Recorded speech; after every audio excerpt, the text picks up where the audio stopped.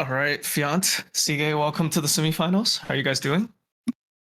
Doing good. I'm doing good. And doing well. I understand you guys both came off a test or something.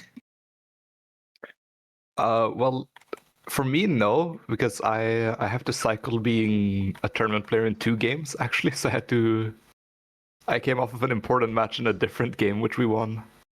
But yeah, Fjant came off of a test. Yep. Nice. My first ever exam. Nice. That's very student of you. How are we thinking about this matchup, Fjant? Do you feel confident against Sigge? Yeah, I do. I had some practice games with Let Alex before, and I feel confident for sure. And Sigge, do you have some strategies prepped for Fjant that we're gonna see? We'll have to see. I don't feel confident at all. I will be very happy to take a point if I'm being honest. All right, sounds good. Good luck in your series, guys. We'll load up into the game now. Thank you. Okay. Thank you.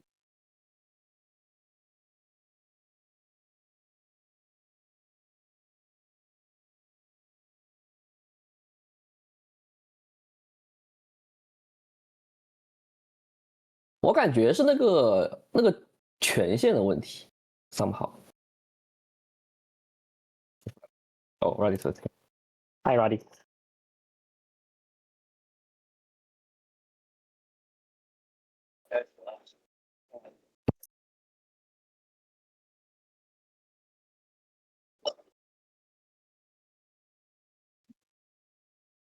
还不开打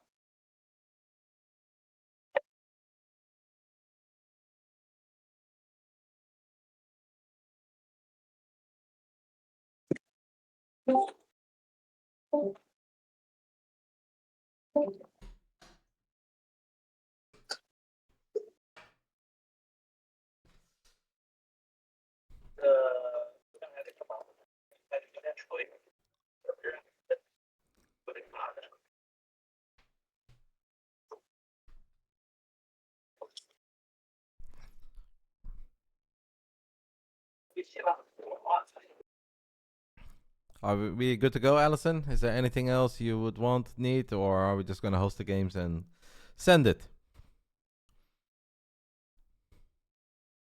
They are currently vetoing in the backstage channel. Yeah, I see it. So we just wait until the videos are done and then we go for it? Yes. Okay, bye-bye. I'll leave the voice chat. All right, I'm here. I can chitty chat again. So predictions still open for 3 more minutes. It's not a very long time, but it's all good. Winner of this series will play a best of 5 versus the UED Soldier to determine who is going to be the winner of this tournament that's been running for a little while. Fjant definitely the favorite here. Zigga knows that, but I mean, PVZ on this patch, unless it is PV Cero. A lot of people do say that it's a little Protoss favorite. Maybe Zigga can make it close. I'm obviously a Fjant believer, but I hope it's a fun one. I hope we get some longer games, because this was arguably one of the shortest best of 5 that I've ever casted. Not the shortest, because it was still 3-1, but I don't think anybody ever really got up to 3 bases. I guess we had 3 bases on Tokamak, but then the moment we had 3 base saturation, the game was over immediately. It is what it is. PvP be like that sometimes. Did you get to watch Fjant Magnus? I did not see that. I do know that Fjant skipped out on the Mixu tourney, the one that Mixu crowned himself champ, because he was going to make sure he wouldn't get 3-0'd by Fjant. How did that go? I tease Magnus sometimes, but Magnus actually has definitely made some good improvements. He played best of 3, so he couldn't ever gotten 3-0'd. Game 1 was Incorporeal, game 2 Tokamak. I saw a little bit of the Inex series, Inex against the Sabadas. I did not see anything of Magnus Fjant. I mean, that was at 6 p.m. That was like right in the middle of the Maestros of the game tournament that we had yesterday. We can make our lights pretty too, guys. What shall we go for?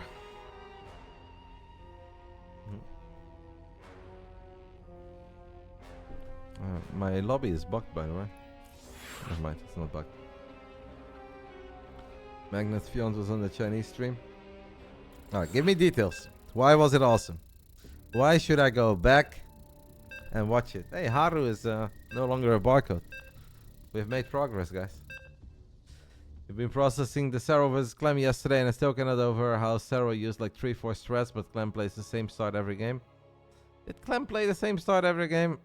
That's not really what I remember. I feel like there was a decent amount of variety. Like, obviously, if you want to be mad over like Italians and Banshees, it's like, yeah, okay, that is the standard opening. I wouldn't really call that the strategy. That's more of an opening that you use to make sure that you don't die against random stuff, to make sure that you can scout, and from there on out you can play the game. That's just the way that StarCraft 2 works. Like, we can't really ask Clem to open up with 5 Rex Marauder or 5 Siege Tanks and 2 Ravens as a cool build. You can do that if you want to herpy derp on the ladder, but at the highest level of TVC, that's not something you can really get away with. Alright, let's do it, guys. Second semifinal, second best of 5 of the night. Here we go. Let's get it on. Top right side of the ley lines. We are looking at the main base of the man who definitely comes in as the favorite, and he has to save the pride and honor of Team Roddy here. Top right side, the Swedish Zerg. It is Fjant. Bottom left side of ley lines, we are looking at the main base of our Swedish Protoss. He's the underdog, but he's already had a great run making it this far. Can we continue to surprise and maybe even pick up a couple maps? Who knows? This is Platinum Heroes Sigge.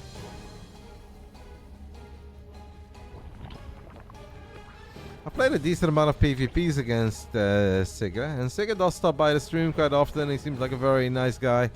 I don't know anything about his PvZ, so this is going to be as much of a learning experience for me as it will be for any of you guys that are watching. Fjant is capable of a lot of things. I actually think Fjant has pretty decent late game, but I do feel like his best work is done in the mid game with a lot of units. Maybe like a bit similar to how Solar can be very strong in this matchup, but also has some weaknesses. I saw that I'm getting absolutely smoked, by the way, in fantasy football. Every year I'm excited to play fantasy football, and then 3 weeks in, I already feel like it's over. I don't even have like a tiny chance. I'm destined to make 72 points today, and my opponent is on pace to make 111. Who's on my fantasy? Apparently I even had a guy lined up that didn't play. I feel like I have a decent team. I've got Aaron Rodgers. I had to pick him because my other 2 quarterbacks were injured or not playing. I have Bryce Hall, I have Jay Connor, I have C. Lamb, but yeah, they're all injured. All my star players are out. This is a disaster. I mean, there's no way that I could have ever won this match, even if I would have set my lineup.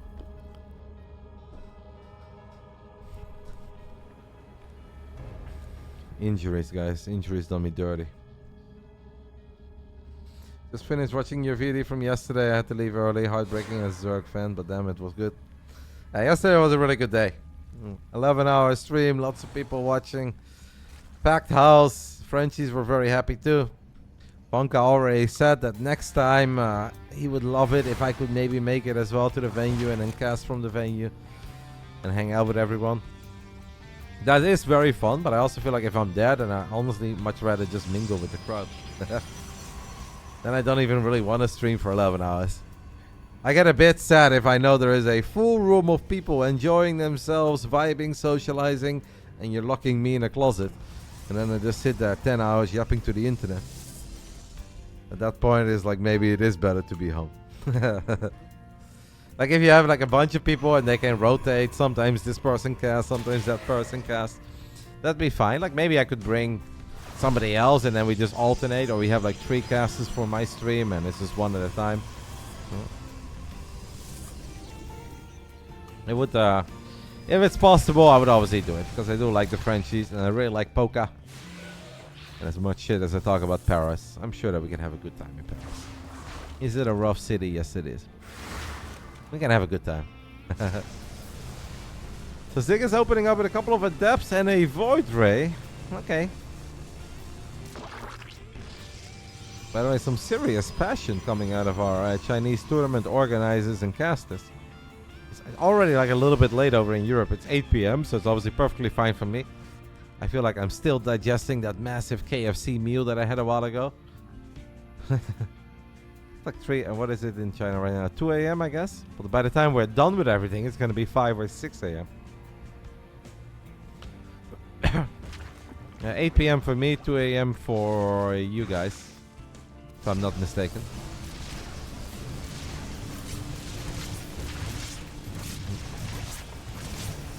Void Ray doing some work. We got 1 drone, I believe, right? Yeah, we got 1 drone, and we force a couple of units or drones to morph into a spore, into an Evo chamber. Might get a bonus Overlord. Oh, we're gonna lose the Void though. We're gonna lose the Void. We always lose the Void against the ladies. That's not good. Void Rays are a little too expensive to lose like this, and at the same time, Fjant on the other side of the map surrounds 2 Stalkers immediately. He's already running away with game 1, guys. These are a couple of victories that are a little bit bigger than Zerg is ever supposed to find them. Once in a while, I go for a Void Ray opening myself, but the only time I ever really like it is if it's either against an early Ro4 all-in, or maybe try to defend the 3rd base in case they make just a couple of links, and I am afraid that I lose my adepts. I'm not really a big believer in the Void Ray. Even if you sometimes see it at the highest level, right? Even Classic and Hero do it. And if they do it, then I'm sure it's not that bad. To me, it just seems too expensive, and I mean, you can clean Overlords, that's nice. Maybe best way to use it is perhaps to keep it on the edge of creep and try to gun down a creep tumor where you can. But if 3 or 4 queens march forward and they drop multiple tumors, you still can't battle that with a Void Ray. Still my favorite unit. It has its purpose in the game, but aggression on the other side of the map is often not it. The Lynx will get shot down at home, and at the same time the Adepts do pick off 2 drones on the other side of the map. It's not much, but it's honest work. And we're making a new Void Ray. I don't really understand that. Unless we want to go for like Void Ray Immortal Storm. Ooh, that was a really close call, my friend. But we're safe. That was awfully close. Having Lynx enter your main base here would be bad. Casual 6 cannons! So this is what 5.3k PVZ looks like, huh? 6 cannons! That's a lot of cannons. It would be very good if Fjant would go for a middle down the road build with a couple of units and a bit of aggression, but no real commitment. If the Zerg is already on 4 bases and they're just droning and they might take a 5th and they go for high-tech units, I'm afraid that this Protoss army is going to be relatively underwhelming. But let's see.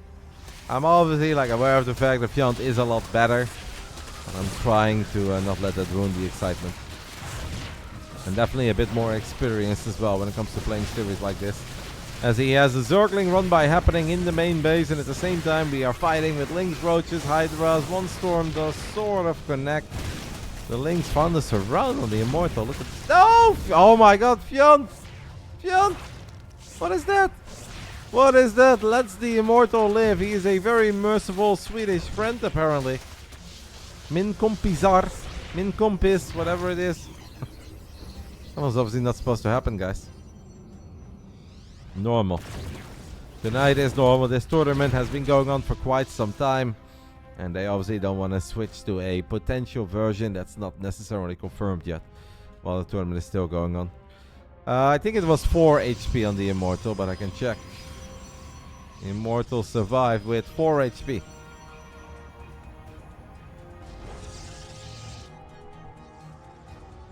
"22 Hydras, by the way. That is a scary amount of Hydras. We do have storms, and we've got cannons and batteries that could help a little bit. Kind of feels to me, guys, that Fjant is flexing a tiny bit, right? He's like, look at me, I'm poking with just a couple units, I'm pulling you apart, finding an opening elsewhere. It's a little bit of everything.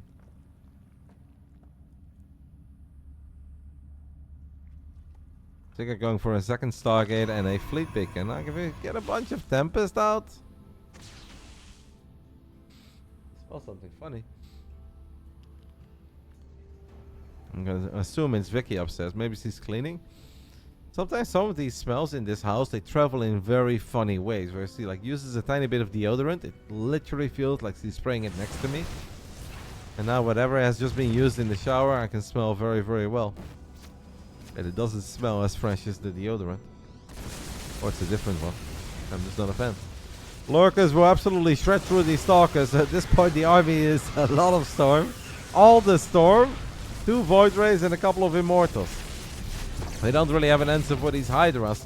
As all of the High Templars work together, we are going to warp in a couple Zealots. They're going to come in from the right. We have recall High Templars back to the natural. Don't really have an answer for the Lurkers though. And Fjant's got 21 additional Hydras on the way. The difference between a 6k MMR Zerg and a 5.4, 5.5k Protoss. Even on this patch, guys. You can sort of see it. What Sigge is doing a very good job in is having a lot of workers. Like being up to 84 probes is actually quite impressive. The problem is that he's now down to 3 bases, so we can't really put those 84 workers anywhere.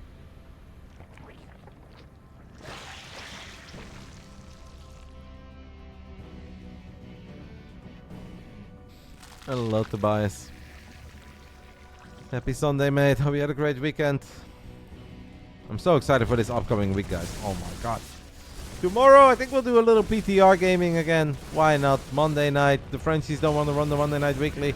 But last week, we did do the Monday Night Weekly on the PTR. So I think tonight or tomorrow, we can also do something similar on the PTR. And after that, all the football. Lynx, Hydras, the Lurkers. Lots of Lurkers. As one Storm does connect, second Storm doesn't really connect all that well. It feels to me like a bit of an unfair fight. If only we would have been able to like keep a couple of these expensive Stargate units alive, and perhaps we had a bigger chance. It's a very sad game to be a probe right now, as we are being rallied between the natural and the new 4th base, but there are a bunch of Lurkers just ripping through all of these probies. It's a very weird thing to say, mate. Why are we being weird tonight, guys? Yesterday I had thousands of viewers, and almost everyone, besides that one weirdo in the beginning of the day, was fine. Why tonight, when I'm just chilling and I'm trying to show some love to a community tournament, do all the weird comments come out? Like, what is happening? What did I do to deserve this?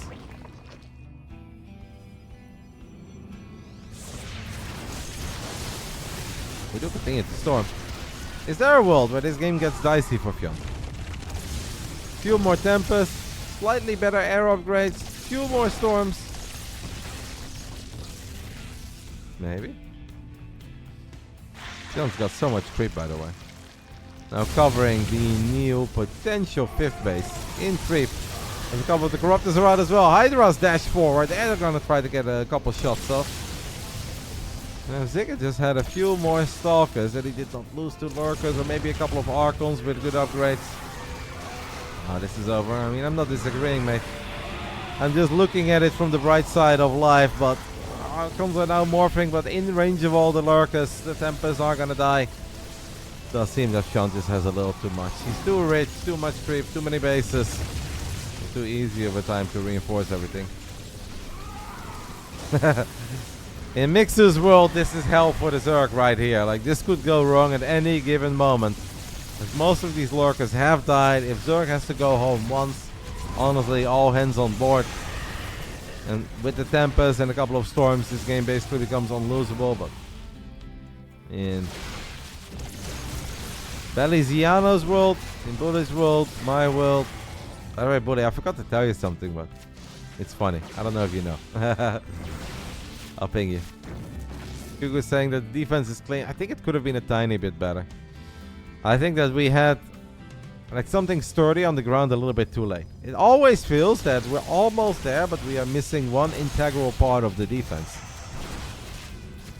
And then it doesn't really seem like we can ever stabilize. Like right now, we don't really have anything to protect the High Templars. If we would have stormed too many times, the Hydras would have just gone back. Now the Archons show up, so those would have been mega useful, but by the time that the Archons show up, the High Templars have died, and it just kind of felt it was rinse and repeat. Always just one little step behind, and it obviously goes back to the start, right? Fjant had a good start, killed the Void Ray, was able to basically get his little world going. Should have killed the one Immortal with the Zerglings that ran in.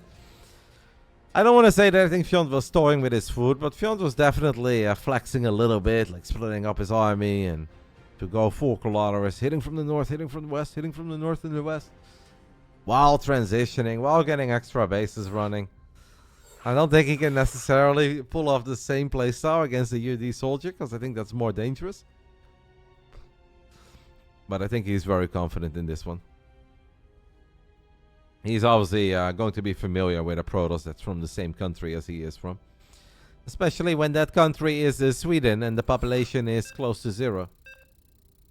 I know they have like 6, 7 million people. Maybe it's 8. They have 8 or 9 million now. Sweden growing, guys.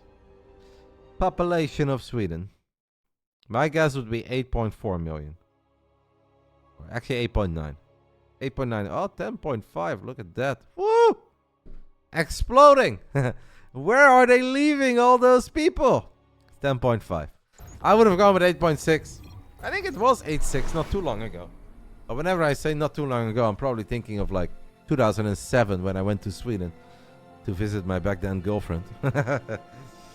I guess that's 17 years ago. Take a look. What is the population of Sweden in 2007? I think I was bang on. 8.4 million. Or 8.7. Round 2. Fight! Yeah, I think it's 17 years ago. Bottom right side of Incorporeal. He's taking the 1-0 lead. I think he was flexing a little bit. Let's see what he brings to the show in Game 2 of the semi-finals of the Collegiate World Championship. As that is the name they have given this tournament. A tournament for StarCraft 2 college students. This is a Fjanty boy. Hey ja, Sveriga. Fjant. Top left side of Incorporeal, we are looking at the main base of the other man from Sveriga, down 0-1. Had its moments, but it kind of felt that we were always like one error away from being where we had to be. Platinum Heroes is Sigge. I don't know if you're still here, by the way, Gugus, but I was going to ask you something. Did you go to the event yesterday? I don't know if you live in Paris or if you live nearby Paris or if it was possible for you, but it seems like it would have been a fun time to go. I saw that Alex was there, German Alex, Tiny Alex, Alberg. He's everywhere.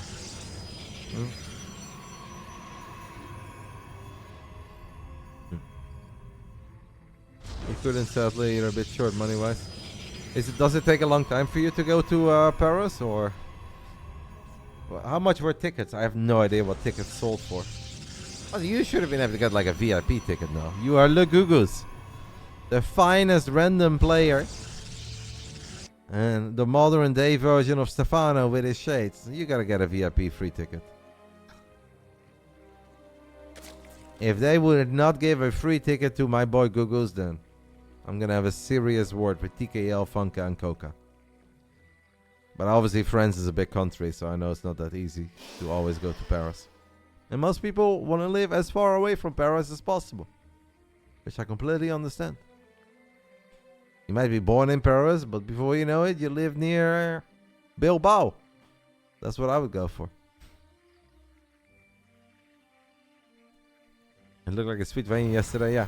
I actually think it would be very fun to take a look at the venue the way we had it yesterday, but then also take a look at the venue, let's say, on upcoming Wednesday, when it's probably just completely back to a normal restaurant, you know, with tables where people will just sit and drink their from wine and eat their bread and cheese. You should be paid to go, actually. I don't think that's really a thing in StarCraft 2, my friend. They've tried to make that a thing a long time ago, some of the early home story cups.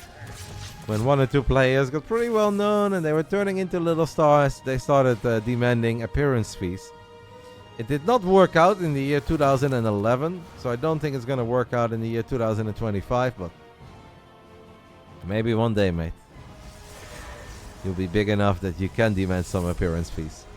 I do feel like you're going to have to like branch out a little bit, because StarCraft 2 alone is going to make that a little hard, but it's not impossible. I got a little appearance fee to go to IEM Cologne though. But I think that's more because I casted like 20 IEMs in the past. That was really surprising to me. I was like, wait, what? I'm an influencer now? I love this! This is very nice micro. If he saves it, oh my god. He deserved to save it. Honestly, this was very nice micro by the young man from Sveriga. I would have been mega thrilled if he was able to save that. It's Bitcoin 2012. You think we're just getting started? I hope you're right, mate. I wish you a very glorious, big, shiny, magnificent future. Grand Finals of BlizzCon 2032 after BlizzCon is back bigger than ever before. Gugus versus Wingant. And the audience is split 50% for the Frenchie, 50% for the German. Roddy is there in a wheelchair, still casting. I'd be hyped. I'd love to be a part of that. Strong start this game, I think, by Sigge. Did lose 2 workers, but we got 2 drones so far. We have an Oracle instead of an expensive Void Ray. We have a quick third base. Honestly, I don't hate this, guys. It is something that our men can work with. Only supermodels can charge an appearance fee. No, it's definitely not the case. Sometimes you don't even have to charge, mate. Sometimes they just offer it to you. You just wake up, they reach out to you, and they're like, hey, would you like to be here and here? We pay you X amount. You're like, cool. Wasn't planning on it, but yeah, now I'll be there. But it is a little difficult if you're a StarCraft 2 streamer or commentator. Pro game. I mean, Cyril should get appearance fees. Like, Yona is very lovely. But I actually think that guys like Sarah and Clem are big enough that, you know, they make events more appealing. They make events more attractive. They don't really do that. Because they've got too much passion and love for the game and the scene. And obviously it would be damaging to the scene as well. I know some people would make an argument saying that if the scene is bigger overall, that's also good for them. And that is true. But it goes many ways. Oh, no hold position. Why don't we have hold position on our Zealot, my friend? That is a lot of Lings entering the main base. Lings in the natural. At the same time, we have 2 Oracles on the other side of the map. We're going to recall those. But we also know that the Dropper Lords are coming. And I'm very worried now for Sigge. There was a small chance he could have held this. If he would have seen it coming. If he would have got some stasis traps, some batteries. Warp in some extra units. But that Zealot not being on hold position is just incredibly painful. And now having to battle with these 6 queens. This is a Lambo builder if I've ever seen one. Yeah, I would be mega dead against this too. I'd have like 3 Phoenix. Like, this is 6 minutes and 40 seconds into the game. And it just feels like there is so much Zerg. So difficult to engage this. It hits before you have blink. Like, unless you're already building cannons immediately and batteries. And you're warping as many units as possible. And you're trying to get some stasis traps and energy recharge. It's so difficult to hold this. And that is why Lambo is one of the absolute finest ZVP players on the planet. And there is no shame that this is not going Zigge's way. I mean, you can absolutely be a couple workers ahead as a Protoss. That's not too bad. Like, 60 is not the problem. The problem is the prep for the push. You kind of need to drop a Revelation, see it's coming, get cannons and batteries, get stasis traps, warp in as many units, have a backup pylon, and then you need to execute. So you need to do a lot of things right, and then you actually need to control your units properly as well. How's there so much Zerg? I mean, lately, guys, it has been insane. Let's just go over the last couple days on this stream. We're playing a PTR tournament on the Friday. ZVZ, upper bracket final. We have a grand final. It's ZVZ. We're watching a little tournament in Paris yesterday. What's happening? A Zerg in the upper bracket final. A Zerg in the grand final, winning the opening series as well. And now on the Sunday, we're doing the Collegiate SC2 tournament. And there is more Zerg. This really does beg the question. Does the Zerg dominance ever stop? Is this much Zerg in online and offline tournaments bad for StarCraft? I'll let you guys be the judge of that. Game 2. Round 3, second match of the night is what I meant. And we should have 2 more best of 5s after this. Round 3. Fight. Top right side of Tokamak. We are looking at the main base of the young man from Sweden who is trying to crown himself the Collegiate SC2 World Champ. At least you can call yourself a World Champ. This is Fjant. Fjant is college Sarah confirmed. There's probably quite a few really good gamers out there that would have been eligible to play in this tournament and they just did not know. Like the UAD soldier also shared in his interview that he felt that Shameless could have played and Art could have played, but they just didn't know about it. If they would have signed up, there is a good chance they would have been here today, because Shameless is incredibly good.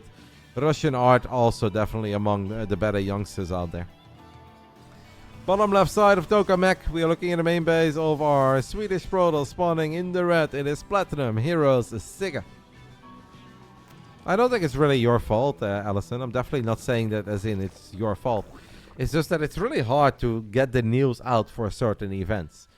Sometimes even for offline events, it can get the news out. Like, I'm a tiny bit worried with multiple like events being so close on top of each other that right now it seems difficult to communicate what is happening. And I know people say like there should just be one easy place. The thing is, there is an easy place, but that place is not that easy to navigate, and people just kind of lose track of like qualifiers, online, offline, when is it happening? And if you're a diehard and if you're an expert in the scene, you'll figure it out. But if you're just like a casual and you're reading a bunch of text and a bunch of dates and a bunch of potential locations, it can get a bit overwhelming. I think you should be happy with what you've put together already. I mean, you had like, what, 40, 50 people playing throughout an entire season, all of them being college kids or going to high school and having different schedules. You just tune into Roddy and hope. It's honestly not a bad strategy, but if you're just tuning into Roddy, you are going to miss things. Like, you would miss a lot of the RSL if the Basilisk boys are not playing. Obviously, Wadi runs a lot of tournaments, and I don't really cover all the Wadi tourneys. Those are his tourneys. Hello, Bully. My sweet Bully. Oh, Bully. As soon as this best of 5 is over, I'll ping you quickly. Yeah, absolutely. If you're relying on people showing up, like if it's very chill, like this Mechabellum League that I'm planning, and I think will be announced real soon and will start soon. I know that that's going to be easy, because that will literally be one series a week and everyone can play whenever. But something like the Big Brain Bouts is already like a lot more stressful, is maybe not the right word, because that sounds too dramatic. But it's just a bit of a hassle to get it going. You contact a bunch of people, then you have to wait until they respond. Eventually they do respond. Some of them say yes, some of them say no, some of them say yes at first, and then they say no. Then you give them a schedule, then they run late, or they can suddenly only play at this time. And it's like 1 week, 2 weeks is not a big deal. But dealing with 8 different schedules, 100 weeks. I'm stressed. I've lost the years of my life because of this. Bro, it's all Protoss. It's all Zerg, mate. It is all Zerg. And the Zerglings get the Stalker before the battery's online? The answer is no. Excellent positioning here by Sigge. Does Sigge mean anything in Swedish? It's a really brave warp in, guys, but I feel like we're missing a part.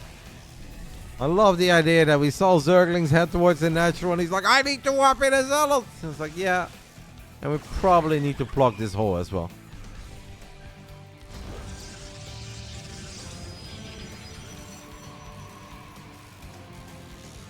You know, saying random words.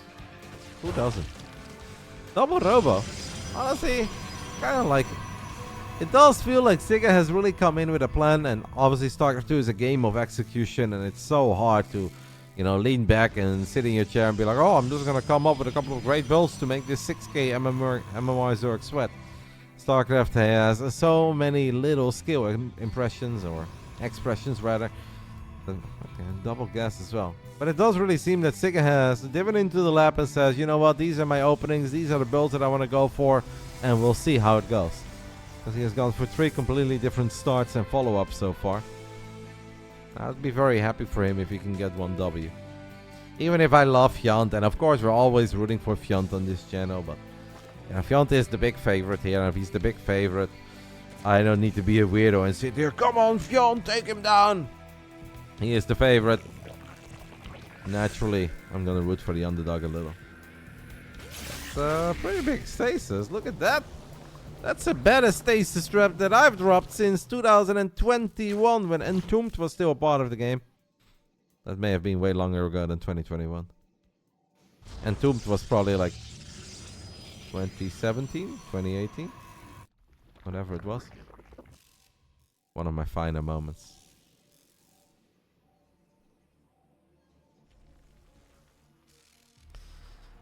I'm not losing any frames. If I was losing frames, You'd see me panic, you'd see me stress. So 2016, ay caramba. I did peak though. One of my coolest moments. Even my opponent gave me a compliment. He said, "Damn, Roddy, you're so cool." I think it's your Czech Republican internet. Can't believe I got pie, by the way. Why did I get pie? I don't want to get pie. Why do I have to play pie? At least there's a lower bracket. And that means that there's no Roddy against pie with tournament live on the line. Smart. We have Zorkling surrounding a couple of the gateway units. Roach is helping out as well to chew their way through the healing of this shield battery. We have double robo though, so 4 immortals, guys. 4 immortals kind of packed. A bit of a punch. Oh, they're going to be exposed. They're going to be really exposed. Zerglings get the little wraparound as well, which means that these Ravagers are right on top of the Immortals. And if this many Ravagers and Queens are right over Immortals and an Oracle, I don't think there is much that Sigge can really do over here. GG, unfortunately, it is a 3-0 for the favorite. But it does set the stage for what I really think is going to be a very exciting grand final. Because Fjant and the UD Soldier can absolutely both defeat each other on any given day. And I actually think that this grand final is going to be really fun. And I have no idea who's going to take it. But what I do know is that we're going to enjoy it. And I believe the winner of the best of 5 will also have a little extra bonus opportunity. But I'll give it to you. GG Sigge, sorry matey that I didn't go your way. But Fjant is really good. You had a great run, semi-finals, something you can be proud of. No shame at all. Fjant gets this one. We'll settle that prediction. I'll give you guys the grand finals of the SC2 Collegiate World Championship. That is the name of this tournament series. Whether you agree with it or not. Fjant is our Swedish Zerg trying to crown himself the Zero of College. And the UED Soldier is our Russian Protoss trying to crown himself the Skillers, who's still in college. I'll make it a 30-minute prediction since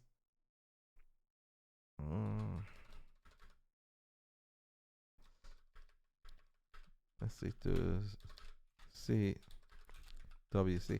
I'll make it a 30-minute prediction since I think it's going to take a little while with the interviews and stuff. Best of 5 hype. This is going to be my prediction, guys. Enjoy.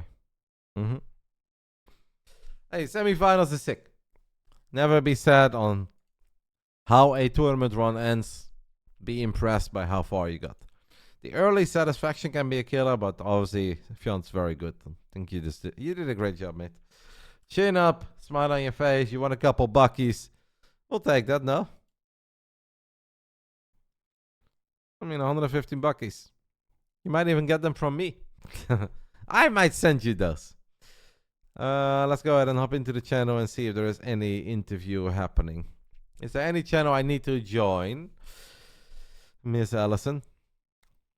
Or do we just take a little break and do we then do the interview? What's going to be the plan? This win gets you more money than all of your previous tournaments. I mean, that's sick, no? I'm happy for you, mate. Even if the semis was rough, I think you can be proud of this.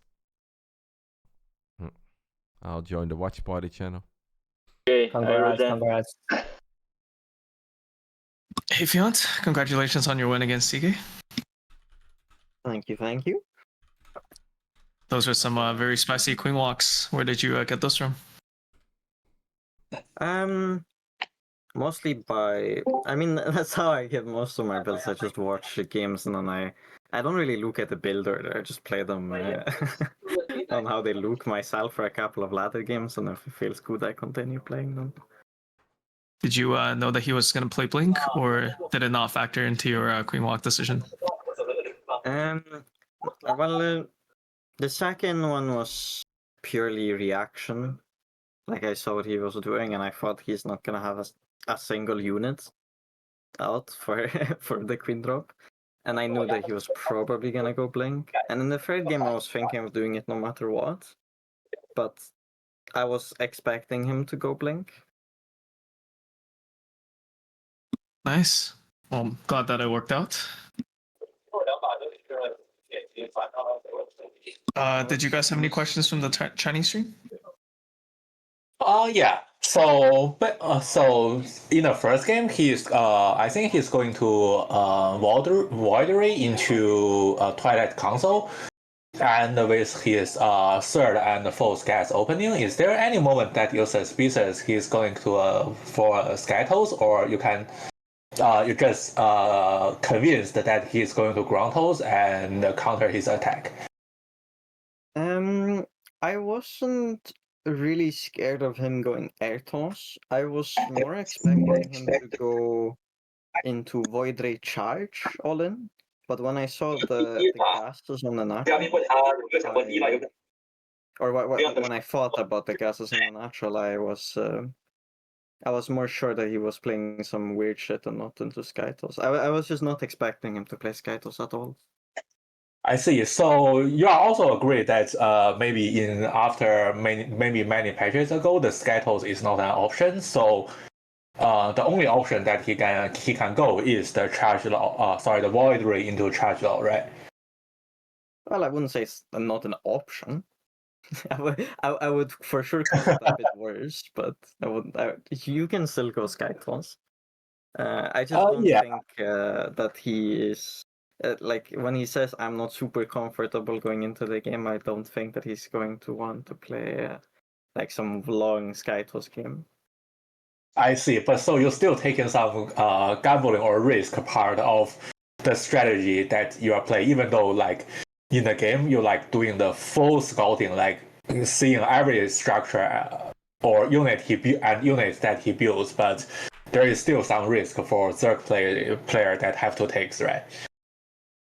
Yeah, I mean he could go like Tempest build, and then I mean if he hits a scary timing with it, it would be not very good for me. But he wasn't researching at the cybers. I wasn't scared of carriers, and I don't think there's really enough money with everything that he got at the third base to really go Tempest. Yeah, probably not.